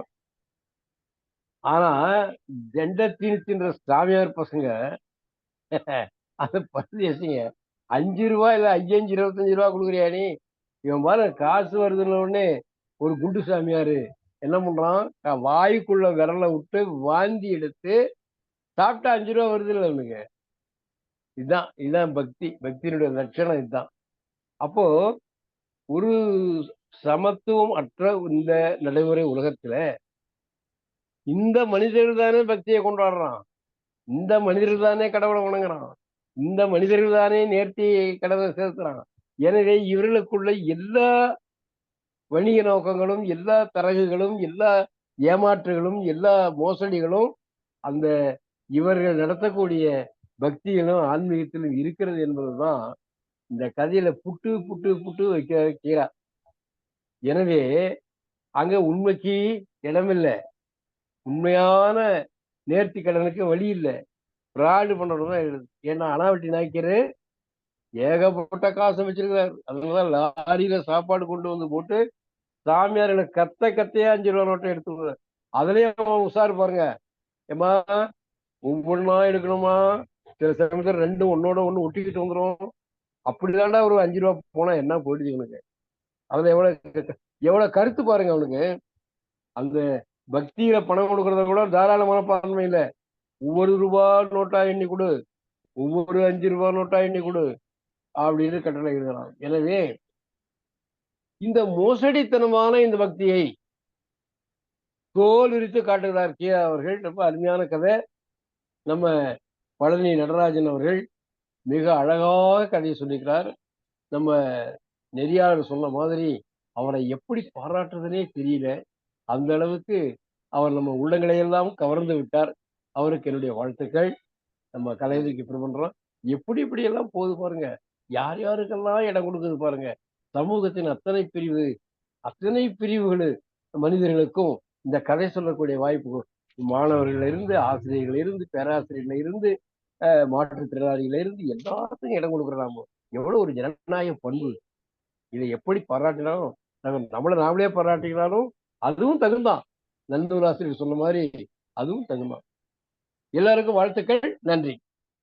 நன்றி மேனாள் பொதுச் செயலாளர் கவிஞர் ரவீந்திர பாரதி ஐயா அவர்களே. வழக்கம் போல் பின்னூட்டத்தால் பெருமை சேர்க்கிற தோழர் சிவசுப்பிரமணியம் அவர்கள். தோழர்கள் அனைவருக்கும் வணக்கம். இன்னைக்கு கதை சொன்ன ஆசிரியர் பழனி அவர்கள் பாத்திரங்களாகவே நடித்து விட்டார். அந்த மாற்றுத்திறனாளி என்ற சொல்லை மெய்ப்பித்து காண்பித்தார். அது மகன் தந்தைக்கு ஆற்றும் உதவி இவன் தந்தை இன்னொருத்தான் கொல்லு எனும் சொல்லு இருக்குல்ல, அந்த திருக்குறளுக்கு உதாரணமாக விளங்குகிறார். இவர் எப்படி பாராட்டினாலும் தகும். ஆக இந்த பழனி அவர்களை மனதார பாராட்டி மகிழ்கிறேன். பாராட்டுகளும் வாழ்த்துக்களும். இதுல ஒரு பரதேசி உண்ட உணவை வாய்க்குள்ள விரல விட்டு வாந்தி விடுதான். பார்த்தீங்களா எவ்வளவு இதெல்லாம் கொடுமையான நிகழ்வு. அதாவது பட்னியை கடந்து இத்தனை பல கோடி பேர் சாகுறாங்க. அதுல இப்படியும் செய்யறாங்களே அப்படிங்கிறது ஒரு பெரிய மோசமான நிகழ்வாக தெரிகிறது. அடுத்து கீரா அவர்கள் சொல்லியிருக்கிறார், சனப்பெருக்கம், பணப்பெருக்கம், பக்தி பெருக்கம், அப்படி மூணையும் வரிசை அடக்கிறார்.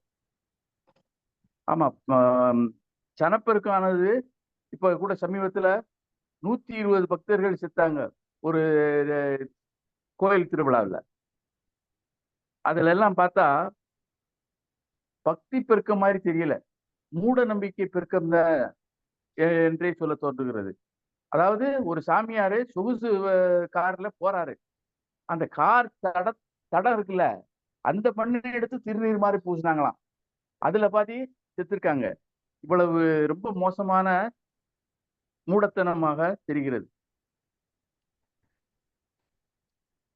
அடுத்து இந்த பஞ்சத்தால என்னெல்லாமோ சாப்பிட்றாங்க.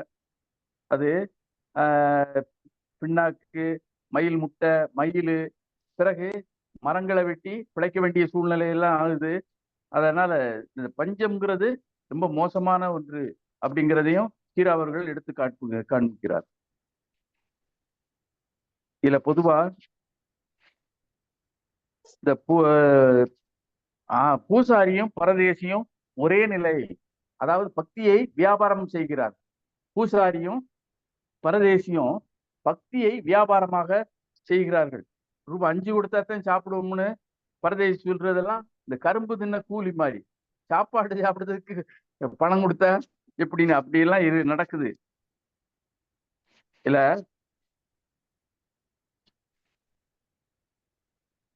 சாமி பறந்திருந்தாலும் பூசாரி தடுப்பார் அப்படிங்கிறதையும் காட்டியிருக்கிறாப்ல.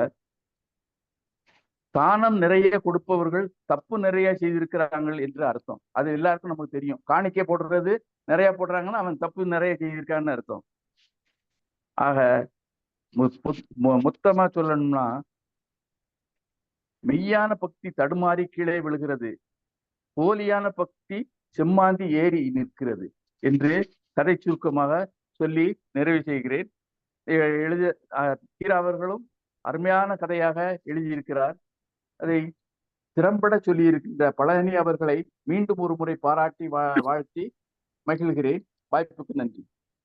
நன்றி சிவசுப்பிரமணியன் தோழர். ராஜபாளையத்திலிருந்து பேசிய சிவசுப்பிரமணியன் தோழர் அவர்களுக்கு நன்றி. அடுத்ததாக சாத்தூர் சிங்கம் கணேசன் ஐயா அவர்கள். தோழர்கள் அனைவருக்கும் வணக்கம். இன்று கதை சொன்ன நமது பழனி தோழர் அவர்கள் இந்த குரு பூஜை கதையை மிகவும் சிறப்பாக சொன்னார்கள். அவர் உண்மையிலேயே அந்த ஒவ்வொரு கதாபாத்திரத்தையும் அதை உள்வாங்கி அந்த கதாபாத்திரமாகவே மாறி அந்த கதையை சொன்னாங்க. அது உண்மைதான். அந்த குரு பூஜை அப்படிங்கிறத பொறுத்த மட்டும் எந்த அளவுக்கு இருக்குது அப்படிங்கறத கீரா வெளிப்படையா காட்டிடுறாரு.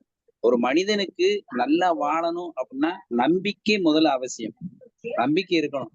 ஆனால் மூட நம்பிக்கையும் இருக்குது அப்படின்னு சொல்றதான் இந்த கதையில கொண்டாடுறாங்க. குறிப்பா சிவகாமி ஆட்சி பையனுக்கு பேரனுக்கு உடம்பு சௌரியமாகணும் அப்படின்னு சொல்லி நேர்த்தி கடன் இருக்குது, அதை செய்யணுங்கிற அவளுக்கு வசதி இல்லை. ஆனால் வட்டி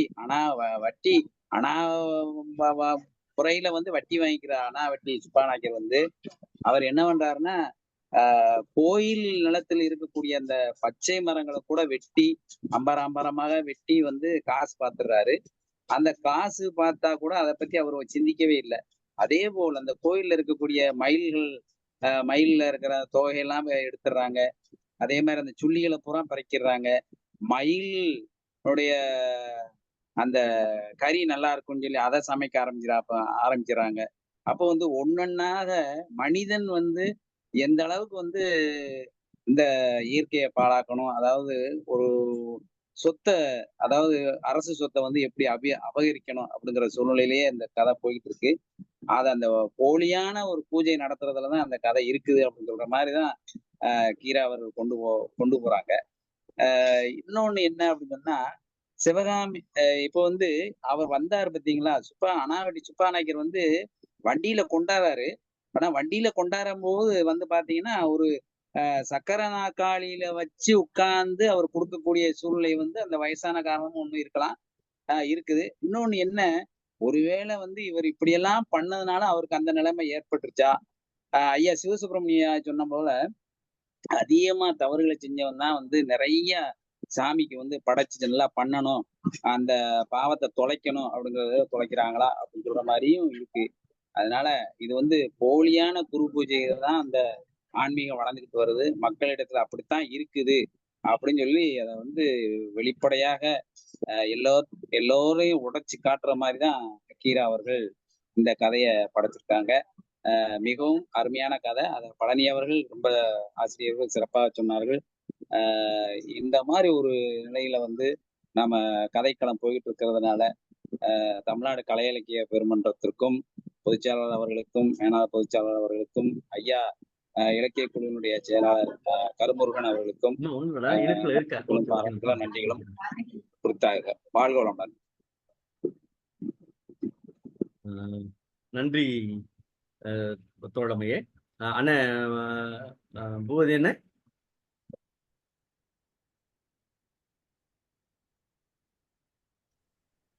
நண்பர்களே, மாப்பிள்ளை, நான் அவரை மாப்பிள்ளைன்னு தான் சொல்லுவேன்.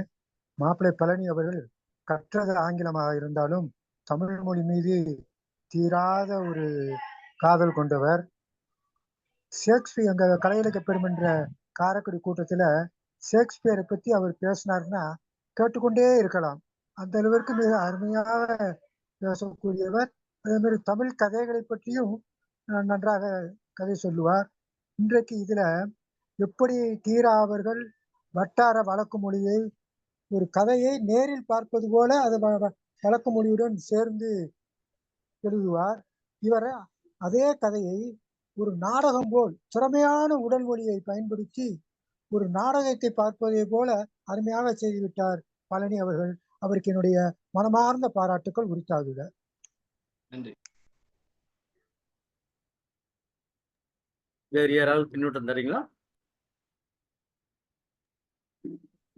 பேராசிரியரே, ஒரே ஒரு சொல்லுங்க சொல்லுங்க ஐயா. ஐயா சொல்லுங்க. இந்த குரு பூஜையில பொறுத்த மட்டும் இப்ப இந்த கோதானம் கொடுத்தாங்க பாத்தீங்களா, அந்த கோதானத்தை உண்மையிலேயே கொடுக்காம 50 ரூபாய்க்கு வாங்கிட்டு அதை வாடகை கொடுத்த மாதிரி கொடுத்துட்டு அவங்களுக்கு கொடுத்துட்டு பிறகு பின்னாடி அவர் கையில கொண்டு போற மாதிரி ஒரு செட்டப் பண்ணிருக்காங்க. அந்த இதை நம்ம நினைக்கும் போது பாத்தீங்கன்னா, நம்ம புது வீடு கட்டிட்டு அந்த இரவு நேரத்துல தீட்டு கழிக்கிறது, அதாவது ரத்தப்பலி கொடுக்கணும்னு சொல்லுவாங்க. அப்ப கொடுக்கும் போது என்ன பண்ணா, சேவலை வாங்கிட்டு அறுத்து ரத்தப்பலி கொடுக்கணும் அப்படின்னு சொல்லுவாங்க. அப்ப என்ன பண்ணுவாங்க அப்படின்னு சொன்னா, நம்மள எதுவுமே அங்க 12 மணிக்கு தான் நாங்க பண்ணுவோம், நீங்க எதுவும் பார்க்கக்கூடாது செய்யக்கூடாது அப்படின்னு சொல்லுவாங்க. அப்ப இவங்க போய் என்ன பண்ணுவாங்க அப்படின்னா, நம்மகிட்ட ஒரு சேவல் 500 ரூபா 600 ரூபான்னு சொல்லி வாங்கிடுவாங்க. காசு கொடுத்து காசையும் வாங்கிடுவாங்க, சேவலை வாங்கிட்டு வந்தேன். ஆனால் அந்த சேவல்ல சும்மா விரல்ல மட்டும் சின்ன ஒரு கீரல போட்டு அந்த ரத்தம் வந்தோம்னா 4 மூளைக்கு வச்சுட்டு அதே சேவலை கொண்டு போய் எங்க வாங்கினாங்களோ அதே இடத்துல கொண்டு போய் கொடுத்துருவாங்க திருப்பி. அப்ப அந்த ஒரு பொய்யான ஒரு பூஜையில இருக்கிற மாதிரி நமக்கு தோணுனா கூட அந்த நம்பிக்கை, அது 2 விதமா நம்புறோம். ஆன்மீகத்தையும் நம்புறோம், மூட நம்பிக்கை நம்புறோம்ல, அதை பயன்படுத்திக்கிட்டு அவங்க பண்ணிடுறாங்க அப்படிங்கிறத நான் சொல்றேன். இது நடந்ததுதான், இது உண்மையானது. என்னுடைய வீட்லயும் அப்படிதான் நடந்தது. நம்ம என்ன சொல்றது, நல்லது. நீங்க சொல்றதை கேட்டு சிவசுப்பிரமணியன் தோழர் சிரிச்சுட்டே இருக்காரு. நன்றி இல்ல நன்றி ஏ, நன்றி இல்ல தோழர். பேராசிரியரே ஆ, பேராசிரியரே சொல்லுங்க. போலிகள் உலகத்தில் நிறைஞ்சு போச்சு. போலிகள் அவ்வளவுதான், வேற என்னத்த சொல்ல, போலிகள் தான். இந்த சார் சொன்ன தோழர் சொன்னதும் அப்படித்தான். நன்றி நன்றி. மேரி தோழர், நேற்று சொல்லணும்னு வந்தீங்க, இன்னைக்கு எதுவும் சொல்றீங்களா மேரி தோழர்? மேரி தோழர், ஓகே, வேற யாரும் இல்லைன்னு நினைக்கிறேன். நிறைவா பொதுச் செயலாளர்கிட்ட போறதுக்கு முன்னாடி நம்முடைய தம்பி, நீங்க எதுவும் சொல்றீங்களா? இல்ல இருங்க தம்பி, பொதுச் செயலாளர் பேசிட்டோம், நீங்க பேசுங்க. பொதுச் செயலாளருக்கு வணக்கம். வணக்கம். மிக அருமையான கதை.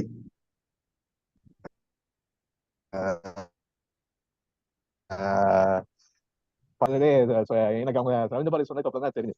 அப்ப எவ்வளவு அருமையா உள்வாங்கி அத ஒரு எல்லா பகுதியும் விடாம சொல்லி மிக அருமையா சொன்னாங்க. இவர் பூபதி தோழர் சொன்னதுக்கு அப்புறம் பார்த்தா இவரு ஆங்கில இலக்கியம் படித்த ஒருத்தர் இவ்வளவு அருமையா சொல்றது, இவருடைய ஆங்கில இலக்கியத்தை புலமையை நாமும் ஒரு நாள் கேட்க வேண்டும் என்ற ஒரு ஆர்வமும் வருகிறது. இதுல இந்த கதை அக்னி கவசம்னு கூவலரசன் ஒண்ணு எழுதியிருப்பார். வறுமை எப்படி பக்தியோடு நேர உரசும் போது என்ன நடக்கிறது என்ற ஒரு இதை மிக அழகா சித்தரிச்சிருப்பார். அதை போன்ற ஒரு கதை, ஒரு கடவுள் நம்பிக்கை பொருள் இல்லாதவர்களிடமும் பொருள் உள்ளவர்களிடமும் எவ்வாறு இருக்கிறது, அதன் இயங்கியல் தன்மை என்ன அப்படின்றதெல்லாம் ஒரு சமூகம் இயங்கி கொண்டு இருக்கிறப்ப மிக அருமையா. அந்த பாட்டியே சின்ன வயசுல இருக்கிறப்ப அந்த பரதேசிக்கு எப்படி இருந்திருக்கு, தான் சாப்பிட்டா கூட வாந்தி எடுத்துட்டு அவர் ஒரு தியாகம் செஞ்சிருக்காரு. அவரால் சாப்பிட முடியாது அன்னைக்கு, ஆனாலும் ஒரு தியாகம் செய்து அவர் வாந்தி எடுத்துட்டு திருப்பி சாப்பிட்டிருக்காரு.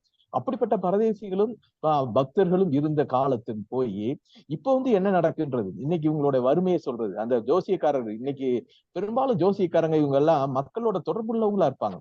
அப்ப அவர் 5 பேருக்கு தான் சாப்பாடு சொல்றாரு. இந்த பாட்டியால் வறுமை அதை பாட்டிக்கு அந்த ஒவ்வொரு ஆண்டும் திருவிழாவுக்கு போகணும்னு தான் ஆசை, ஆனா போக முடியல. ஏன்னா இவருக்கு ஒரு நாள் கூலி போச்சுனாலே இதால சாப்பிட முடியாது. ஆனா பக்திக்கு குறைஞ்சிருக்கா? முருகன், மலைச்சாமி முருகன் மேல உள்ள பக்தி இருக்கு. இந்த பாட்டி சிவகாமியினுடைய பக்திக்கு யாரும் ஈடாக மாட்டாங்க. அப்படிப்பட்ட பக்தி இருந்தால் கூட இவரால போக முடியல, தன்னுடைய பேரனுக்காண்டி. இதுதான் இயல்பான நம்பிக்கை. அந்த நோய் எப்படி குணமாச்சுன்றது தெரியாது. ஆனா இவங்களுக்கெல்லாம் ஆன்மாற்றவர்களுக்கு ஆன்மாவாக இருக்கிறது மத நம்பிக்கை. ஆன்மாவே இல்லை, குரலற்றவர்களின் குரலாக இருக்கிறது.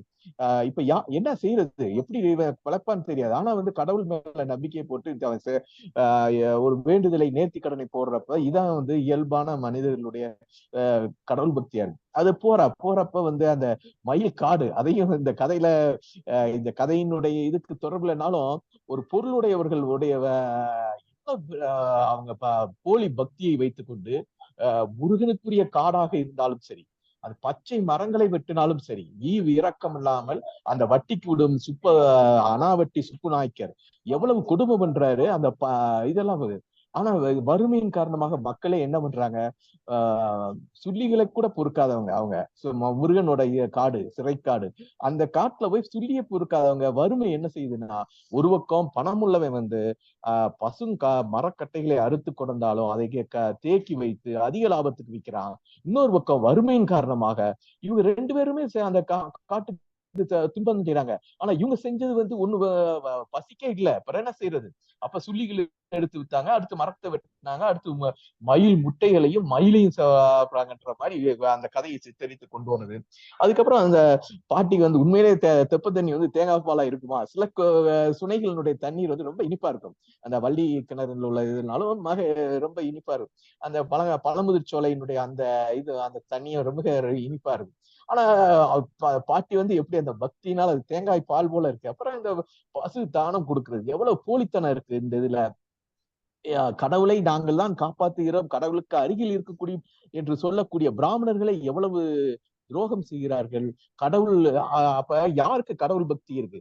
பிராமணர் இவர் தான் சொல்லுவார், பெரியார்தாசன் தான் சொல்லுவார், 2 பேருக்கு கடவுள் இல்லைன்றது தெரியும். ஒண்ணு நாத்திகர்கள், இன்னொன்னு கடவுள் பக்கத்துல இருக்கான பிராமணன்.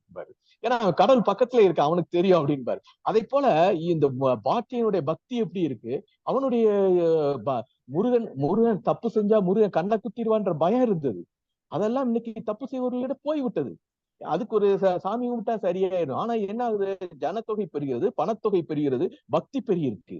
அந்த ஒரு பாறை மற்ற இடத்துல மட்டும் இருக்கக்கூடிய கூட்டம் இன்னைக்கு மலையை சுத்தி இருக்கு. ஆனால் என்ன நடக்கிறது, போலியான பக்தியும் சொத்துடையவர்களினுடைய போலித்தனங்களும், மாட்டை 60 ரூபாய்க்கு வாங்கி கவுதானம் கொடுக்கறதும், இந்த 5 ரூபா வாங்கக்கூடிய பரதேசிகளுடைய பண்பு எப்படி மாறிடுச்சு இன்னைக்குள்ள உலகத்துல. அதே நேரத்துல இந்த பாட்டி அந்த கார்ல வீல் சேர்ல வந்ததெல்லாம் பாட்டியும் அதே வயதுதான், சுப்பாநாயக்கருக்குள்ள வயதுதான் பாட்டியும். பாட்டி உண்மையான பக்தி 5 தூரம் இருக்கு, அது நடந்தே வருது. ஆனால் அவர் நடந்தே 5 பேருக்கு சாப்பாடையும் சுமந்து கொண்டு வருகிறது. முருகன் பக்தி யார் கூடியவர்கள், அந்த சுப்பாநாயக்கர், அந்த பாட்டி என்றால் பாட்டிதான், சிவகாமி பாட்டிதான். ஆனால் இந்த சுப்பாநாயக்கர் பணம் உள்ளதால் அவருடைய நோட்டு, அவருடைய சமையலை, அவருடைய இலைகளுக்கு நம்பர் பார்த்துக்கோ, அவர் ஒரு பண முதலாளி நம்பர் பார்த்துக்கோன்னு சொல்றப்ப யாருக்கு 2 நோட்டு போயிடக்கூடாது அப்படின்றத குறிப்பா உணர்த்துறான்னு அந்த உள்ள நுணுக்கங்களை எல்லாம் கீரை அலசி ஆராயிறார்.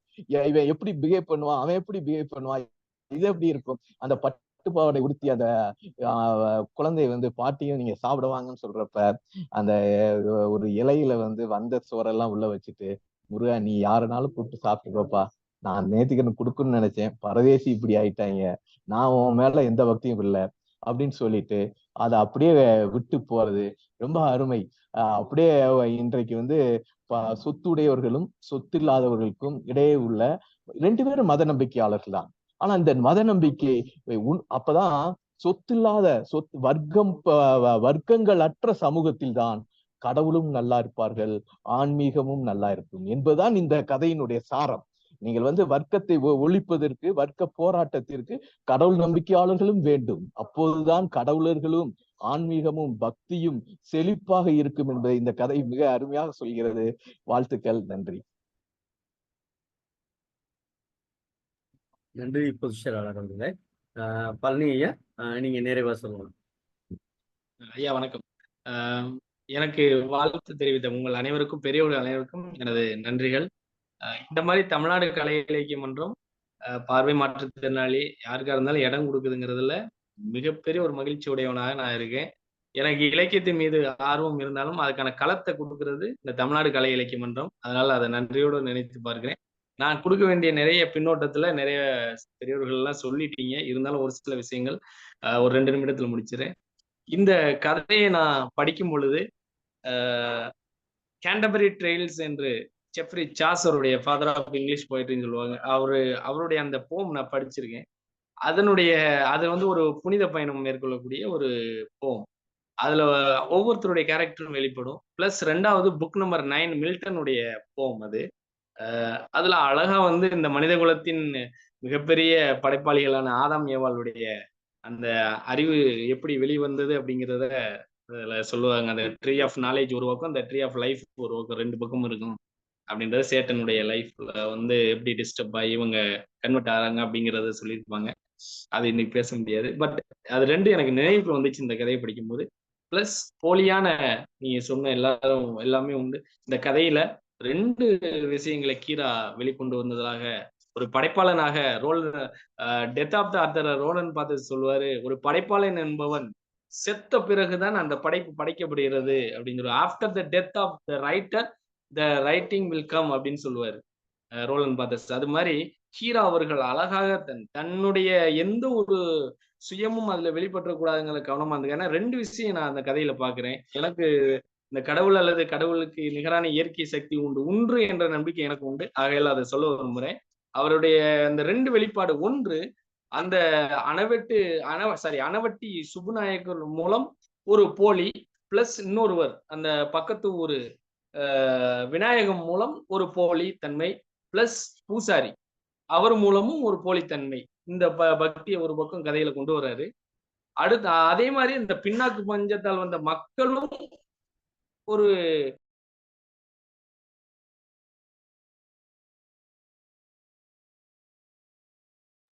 அதனால அந்த மக்களும் தங்களுடைய ஒரு பசி பட்டினியாலதான் அதை போய் எடுக்க வேண்டிய ஒரு கட்டாயத்துக்கு தள்ளப்படுறாங்க. இது இந்த உலகத்தினுடைய பொது உடைமை சிந்தனை தான். அது ஒரு அநீதி தான் அது. எப்படின்னா ஏழைகளுக்கு நிகழ்த்தப்படும் போது அவர்கள் ஏழைகள் வேற வழியே இல்லாம அதை போய் செய்யறாங்கிறத அழகா கீரா கொண்டு வந்து, இது சரியா தவறாங்கிற அவர் ஒரு பார்வைக்கு போயிடும். பிளஸ் இந்த அம்மா சிவகாமி ஆட்சியினுடைய பக்தியோட போறாங்க அந்த சாப்பாடு கொடுக்கறதுக்கு. பட் அவங்களால கொடுக்க முடியல, திரும்ப எடுத்துட்டு வர்றாங்க. ஆனால் அந்த பக்தி அவங்க மனசுல கேள்விக்குரிய ஆணிச்சா அப்படிங்கிறத பத்தி கீரா பேசவே இல்லை. ஏன்னா கீரா வந்து ஒரு ஒரு ஆகச்சிறந்த படைப்பாளருங்கிறதுல எனக்கு முழு நம்பிக்கை. இந்த கதையை படிச்ச பிறகு நான் இதுக்கு முன்னாடி ஜெயமோகன் ஜெயகாந்தன் படிச்சிருக்கேன் நிறைய விஷயங்கள். இவர் இப்ப புதுசா படிச்ச இந்த ஒரு கதை அருமையான ஒரு கதை. ஏன்னா அவரு என்னன்னா ஒரு உலகத்தினுடைய ஒரு கருத்து மற்றொரு கருத்துக்கு எதிராக இருக்கக்கூடாதுங்கிறத ஆகச்சிறந்த சிந்தனையா இருக்க முடியும் அப்படிங்கறதுல மிக ஆழமா நம்பக்கூடிய நான் ஒருத்தன்.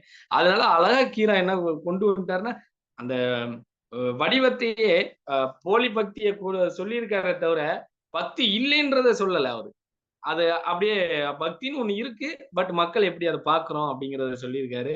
சோ ஆகவே இந்த மிகப்பெரிய ஒரு வாய்ப்பு கொடுத்த இந்த தமிழ்நாடு கலை இலக்கிய மன்றத்துக்கு என்னுடைய நன்றிகள்.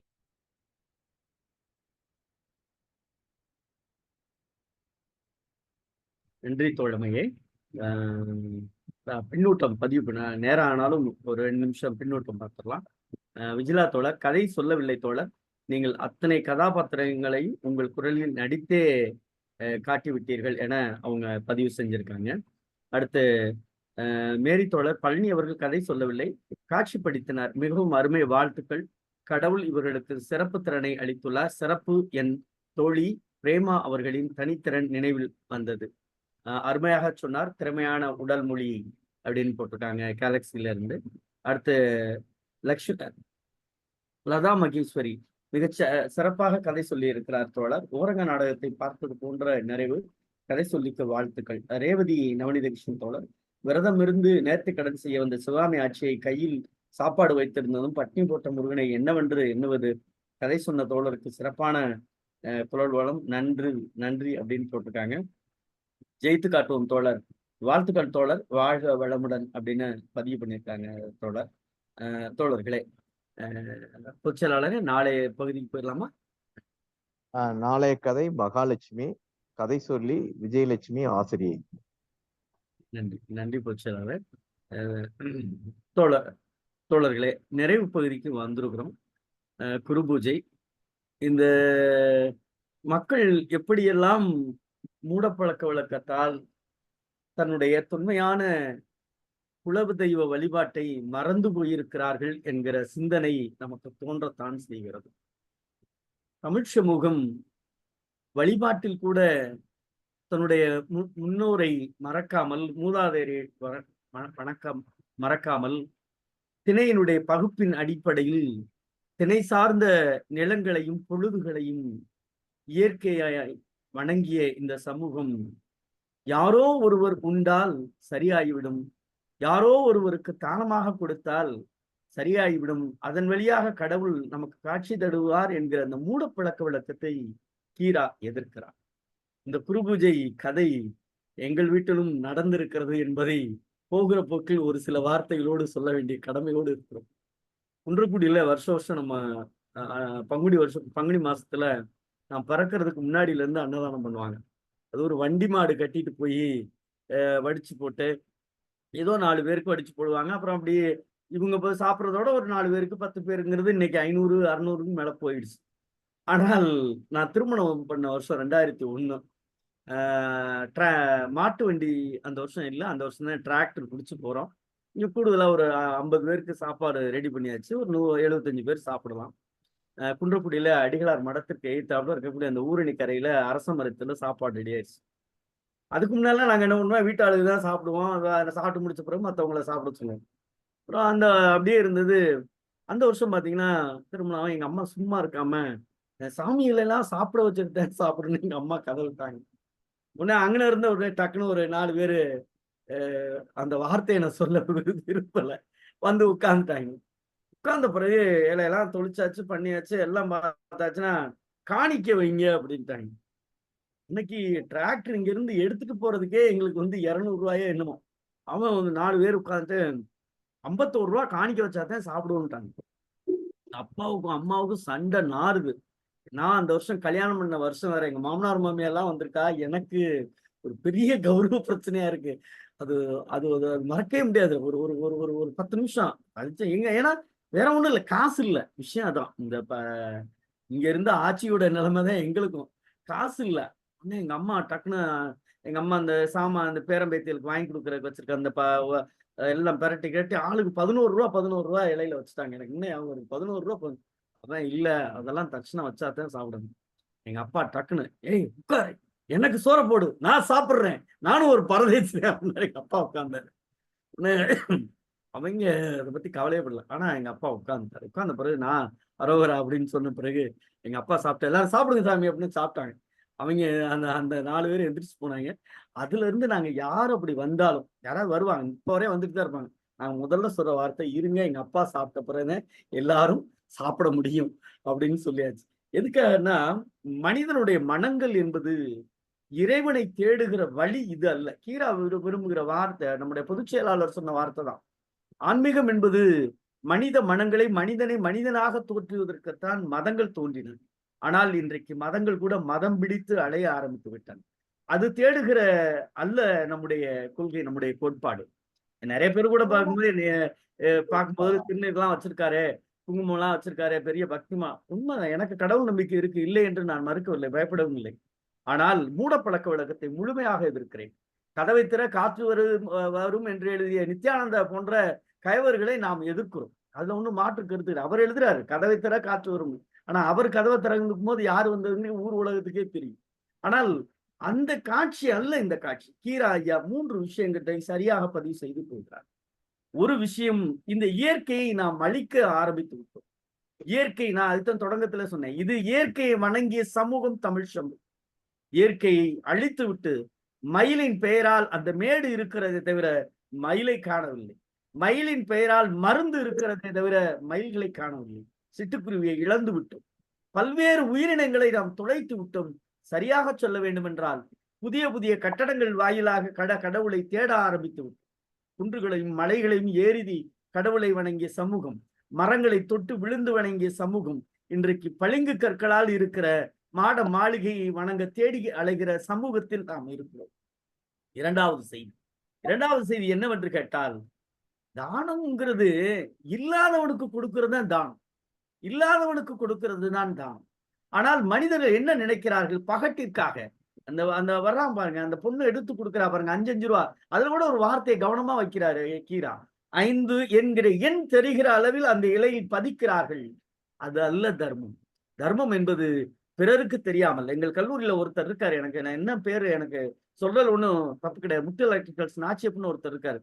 வருவாரு, பிள்ளைகளுக்கு 7000 8000 ஒரு பிள்ளைக்கு ஃபீஸ் ஒரு செல்ஃப் ஃபைனான்ஸ்ல பணம் கட்டுவாரு. அந்த பிள்ளைக்கு இவர் தான் கட்டினான்னு கூட தெரியாது, போயிடுவார். அப்படிப்பட்ட மனிதர்கள், அதுதான் தர்மம். ஏழைக்கு செய்வது தர்மம். யார் ஏழை என்று கேட்டால் தன்னால் முடியாமல், பரதேசி என்பது பொருள் என்ன என்று கேட்டால் அது மாறி போச்சு. பிற தேசத்திலிருந்து வருகிற பிற தேசம் அப்படி மாறி பரதேசி ஒண்ணும் இல்லாதவங்க அப்படின்னு ஆயிட்டாங்க. ஆனால் இந்த சமூகம் என்பது தான் விளம்பரப்படுத்துகிறதில் தான் குரு பூஜை இருப்பதாக இருக்கிறார்கள். குரு என்பவன் ஞானத்தை உடையவன். ஞானத்தை உடைய மனிதர்கள் தான் அந்த பூஜையை செய்ய முடியும். குரு என்றால் யாரோ ஒருத்தர் கிடையாது, ஞானமுடைய. ஞானம் யாருக்கு இருக்கும் என்றால், இல்லாதவனுக்கு எவன் ஒருவன் கொடுக்க கற்றுக்கொள்ளுகிறானோ அவன் தான் ஞானம் மிகுந்தவன். பகத்துக்கா அந்த மாட்டை யோசிச்சு பாருங்க, 5000 கொடுத்து கூட மாடு வாங்க முடியாது. 50 ரூபா கொடுத்து எல்லாம் ஒரு அடுத்து பாருங்க, அடுத்த இடத்துல சொல்றாரு, திரும்பி வருகிறாள் அந்த மாடு, மறுபடியும் பூஜை நடக்குது. இப்படிப்பட்ட உலகத்தில் அது அல்ல ஆன்மீகம், அது அல்ல வழிபாடு. தமிழ் சமூகத்தினுடைய வழிபாடு என்பது ஒரு நீண்ட நெடிய அறுபடாத சங்கிலி தொடர் போன்ற ஒரு மரபான வழிபாடு இருக்கிறது. அது மனிதனை மதிக்கிற வழிபாடு, மிருகங்களை கூட தெய்வமாக வணங்குகிற வழிபாடு. ஆனால் பிறரிடம் மதங்களின் பெயரால், இறை நம்பிக்கையின் பெயரால் உங்களை தொலைத்து விடாதீர்கள் என்கிற செய்தியாய் கீரா ஐயா அவர்கள் சரியாக பதிவு செய்திருக்கிறார். அந்த கதையை இன்றைக்கு சொன்ன நம்முடைய தோழர் கலை இலக்கிய பெருமன்றத்துடைய காரைக்குடி கிளையினுடைய கலை இலக்கிய பெருமன்ற தோழர் பழனி சொன்னது இன்னமும் கூடுதல் சிறப்பாக இருக்கிறது, ஞானத்தை தேடுகிற மார்க்கமாக இருக்கிறது என்று சொல்லி, தோழர்களே, நாளை தினம் இரவு 8 மணிக்கு தமிழ்நாடு கலை இலக்கிய பெருமன்றம் கீரா ஐயா கதைகளோடு நாளும் இணைய வாயிலாக உங்களோடு நன்றியும் வாழ்த்துக்களும்.